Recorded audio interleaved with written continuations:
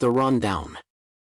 The entry-level model is the single-motor rear-wheel drive 350 Plus, which boasts 288 horsepower and 417 lb-ft of torque.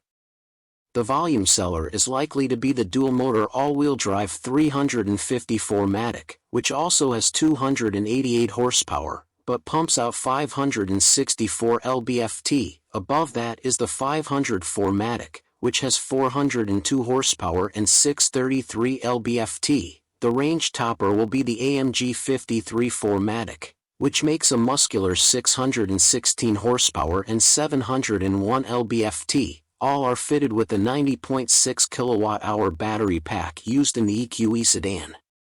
The 350 Plus is our range hero, says Holger Ensman, project manager of EVA2 development. Claimed range, according to Europe's WLTP test protocol, is 367 miles, although the tougher EPA test is likely to bring that number closer to 300. But the all-wheel drive EQE SUVs debut a couple of key range-extending technologies that will be extended to the other EVA2 vehicles and coming model year upgrades.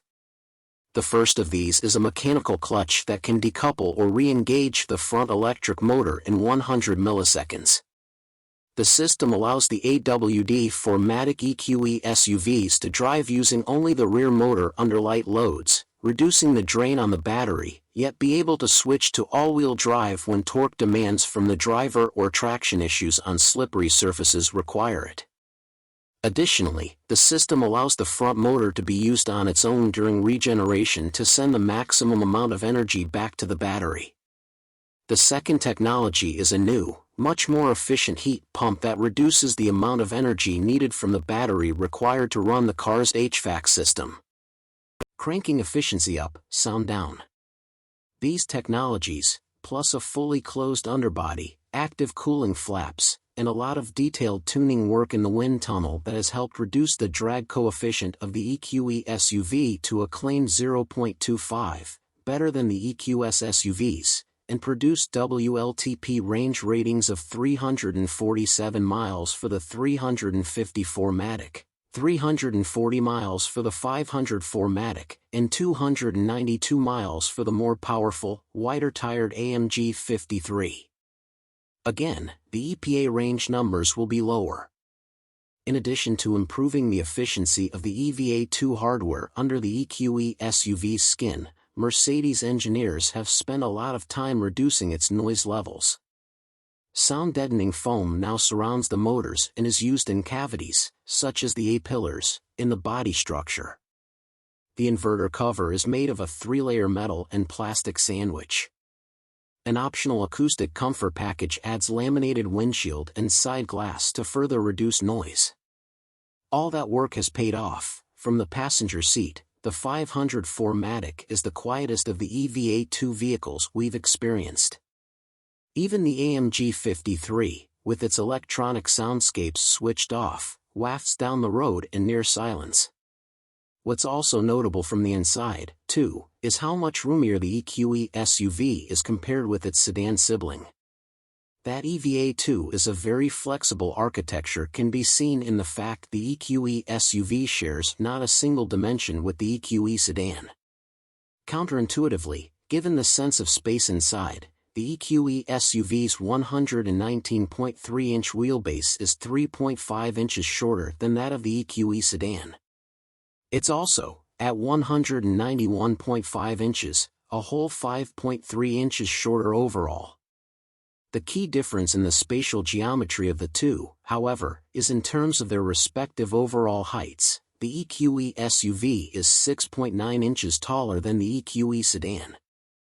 This allows more upright seating positions, which in turn improves legroom, particularly in the rear seat. Naturally, there's more headroom, too.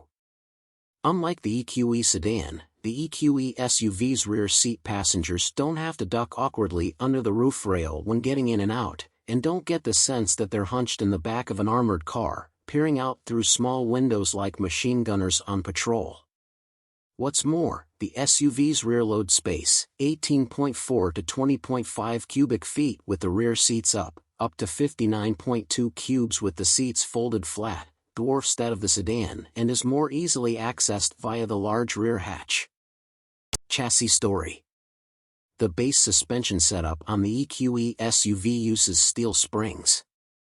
Air suspension is likely to be optional on the 350 Plus and 350 4MATIC, and standard on the 500 4MATIC, which will also likely get standard rear-wheel steering.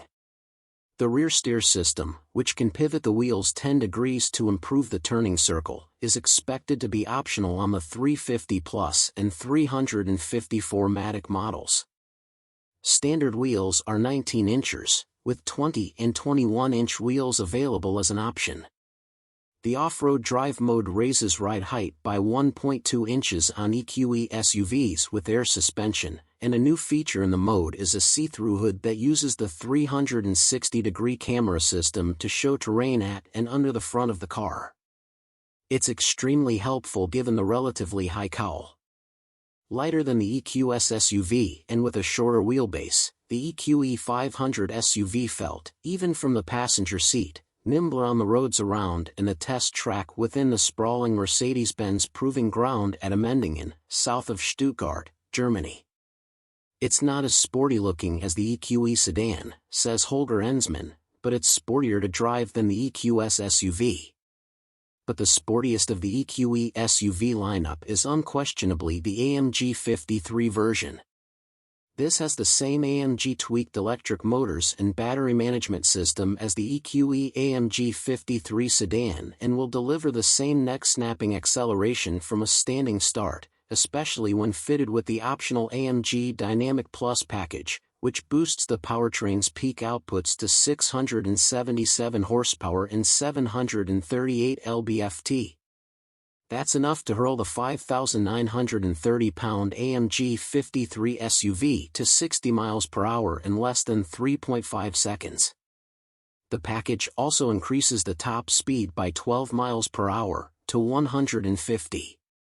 The AMG 53 SUV comes standard with air suspension, adaptive damping, active anti-roll control, and active ride control.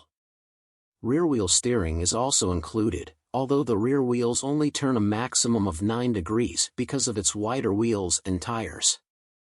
Speaking of which, the standard wheels measure 21 inches, and are wrapped in 275/40 Michelin Pilot Sport EV M01 tires. The standard brake setup features massive, 16.3-inch rotors up front, with 14.9-inch units at the rear. With AMG EQ project leader Jen Huser at the wheel, the AMG 53 SUV accelerated noticeably harder and cornered flatter, with higher grip levels, than the 500 4MATIC.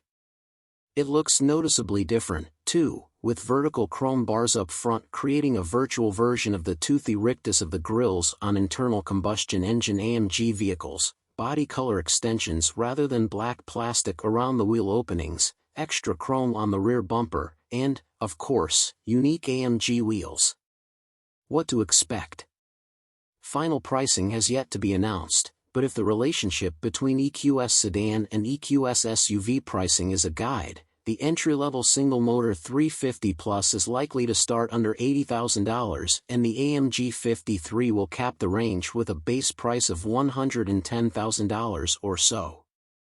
In terms of equipment, the EQE SUV will broadly follow the EQE sedan in terms of offering 3 different packages: Premium, Exclusive, and Pinnacle on the 350 Plus, 350 4MATIC, and 500 4MATIC.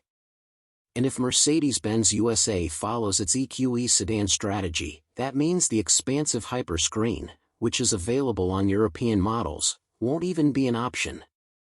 It will, however, be standard on the AMG 53 SUV.